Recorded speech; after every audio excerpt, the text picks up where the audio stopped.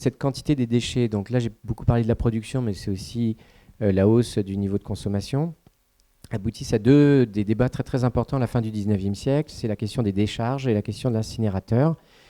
Comme on voit que ces déchets ne peuvent plus vraiment être employés dans l'agriculture parce qu'il y a les engrais chimiques qui les supplantent, les fossiles, les engrais fossiles qui contiennent des éléments nutritifs beaucoup plus concentrés, qui finalement triomphent des boues urbaines, etc. Finalement, l'idée, c'est de moderniser les voiries et d'en faire des véritables décharges.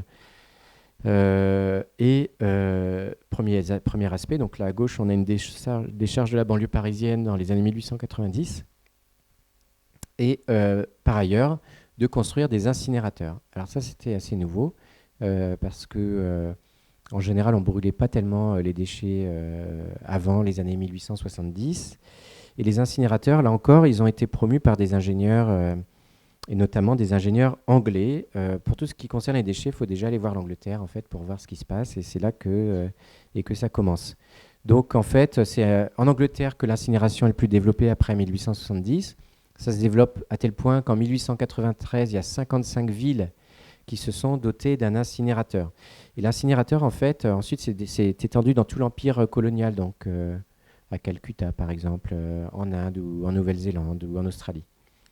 Et au début du XXe siècle, l'ingénieur Goodrich, qui va être le principal constructeur des incinérateurs, hein, il répertorie tous les lieux d'implantation de son British Destructor, dont il loue évidemment le triomphe, la supériorité sur d'autres moyens de se débarrasser des déchets. Et là, c'est très intéressant parce que, en fait, ces incinérateurs, ils ont commencé à fonctionner avec les débuts de l'électricité, parce que la chaleur produite permettait de faire fonctionner des turbines et de produire de l'électricité. Donc, en fait, l'électricité est née aussi elle n'est pas que de ça, mais en partie aussi de la quantité de déchets qu'on s'est autorisé à brûler à ce moment-là pour faire tourner des turbines. Et donc j'en arrive à mon dernier point qui est celui du recyclage, parce que donc de nos jours on parle beaucoup de recyclage. En fait, sans utiliser le terme, tout était récupéré avant les années 1800, où en gros la grosse majorité, même les cendres en fait, qui composaient les 3/4 des déchets ménagers étaient récupérées parce que ces cendres, elles servaient à dégraisser le linge sale, le linge sale en fait. Ça dégraissait aussi les laines pour tisser les laines. Les laines sont très grasses en fait. Il faut savoir les dégraisser. On les dégraisse avec de la cendre. Le chiffonnier en fait, qui est une grande figure urbaine du XVIIIe et surtout du XIXe siècle, ils étaient déjà là pour nettoyer la ville et réutiliser les matières parce qu'ils vivaient en fait de la revente de ces matières. Et donc on était déjà dans le cadre d'une économie circulaire. Avec l'industrie et les produits intermédiaires qu'elle génère, et notamment des produits intermédiaires dont elle ne sait que faire, il va y avoir l'invention de ce qu'on appelle le recyclage. Donc on a déjà vu les chimistes du 1er 19e siècle qui ont théorisé la capacité de la chimie à retransformer les matières devenues inutiles, et donc à les rendre utiles et à leur redonner de la valeur. Et bien après, ce sont les industriels et les ingénieurs qui vont prendre à bras-le-corps cette question du recyclage. Alors petite parenthèse, le recyclage, le mot, il n'existe pas avant 1926. Recycle, donc le cycle, ça existe, mais recycle, c'est 1926 en Grande-Bretagne, là encore. Et c'est pas étonnant que ce soit en Grande-Bretagne parce que c'est le pays qui a le plus de déchets. Et en fait, on se rend compte que le recyclage, il est d'autant plus promu qu'il y a de grandes quantités de déchets. Ça fait écho au premier graphique que je vous ai montré sur la promotion du recyclage qui va être en fait d'autant plus forte qu'il y a de déchets. Et je termine ma parenthèse pour dire que le verbe recycler en France, il n'apparaît qu'en 1959. Donc il n'existe pas avant. Donc c'est quelque chose de très très très nouveau. Et recyclage, c'est 1960.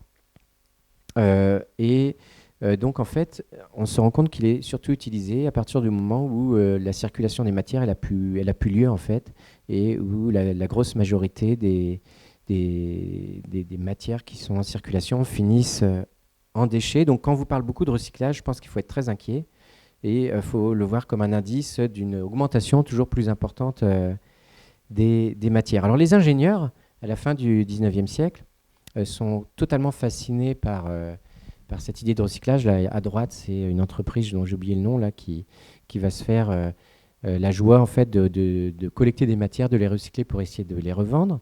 Mais il y a des ingénieurs qui écrivent des traités. C'est le cas du Britannique Simmons, hein, qui fait état de dans plusieurs milliers de pages de plusieurs traités de la valorisation des déchets industriels.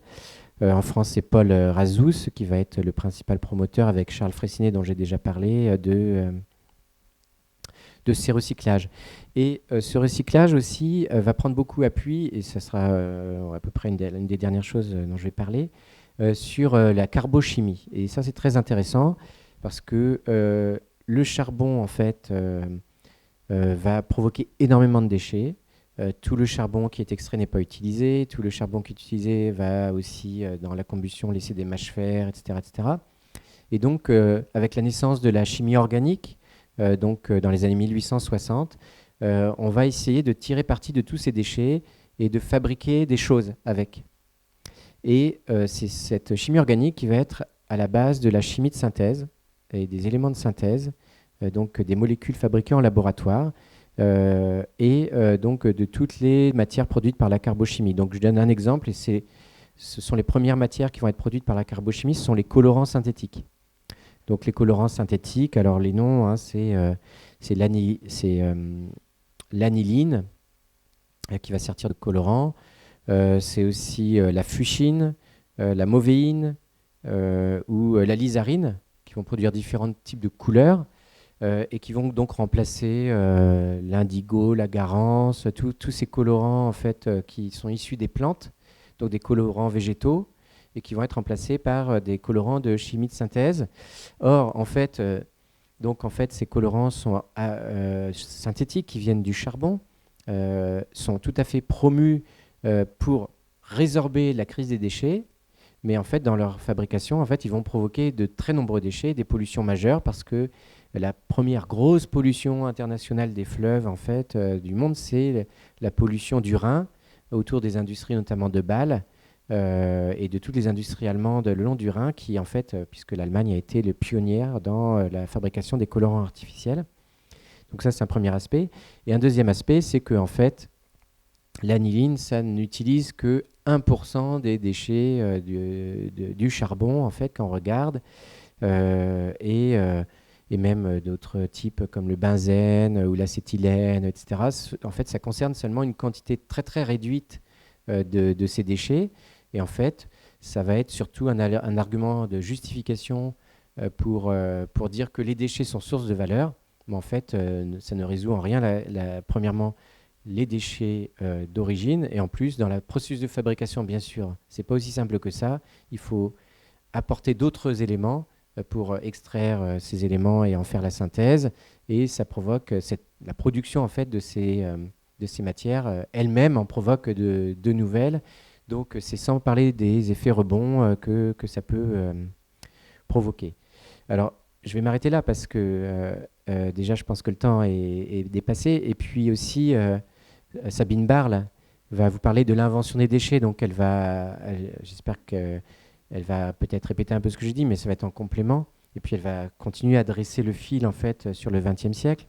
Mais j'espère vous avoir montré que le XIXe siècle, effectivement, c'est le siècle de l'invention des déchets, que quand on regarde ce qui se passe au XIXe siècle et quand on regarde ce qui existe de nos jours, on peut réellement dire qu'avant 1800, on est dans une société sans déchets. Et peut-être que la discussion polémique de ce midi permettra d'être enrichie avec cet exposé, je l'espère en tout cas. Merci, je vous remercie.